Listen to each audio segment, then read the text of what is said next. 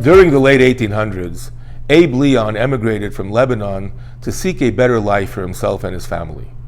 After several years of wandering and travel, he finally settled in the small town of Welland in southern Ontario, Canada. He opened a small houseware store and lived with his wife and 11 children in the apartment upstairs.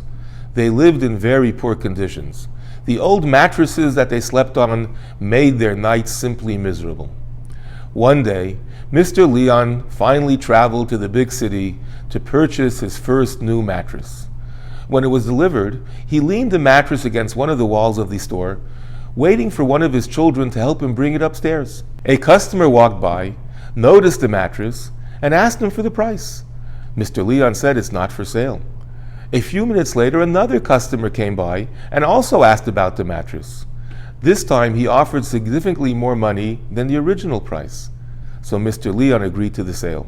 That night, expecting to sleep on a new mattress, Mr. Leon's wife asked him, "Where's the new mattress?"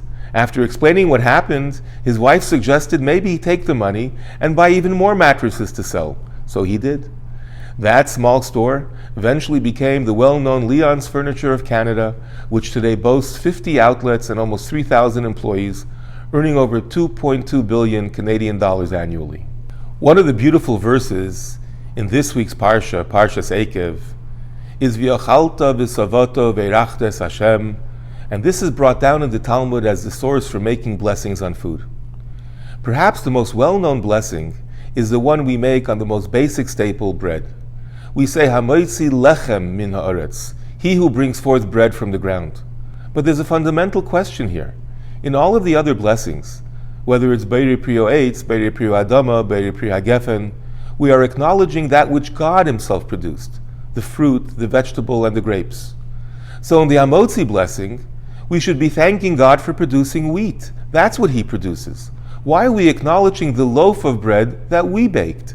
And of course the answer is that this is the entire point. Even when we think that there's something we created on our own, we must recognize that those things too, and perhaps especially those things, are ultimately from Hashem. To use another beautiful verse from this week's Parsha, Ki hu hanoisen lecha koyach la'ases chayil.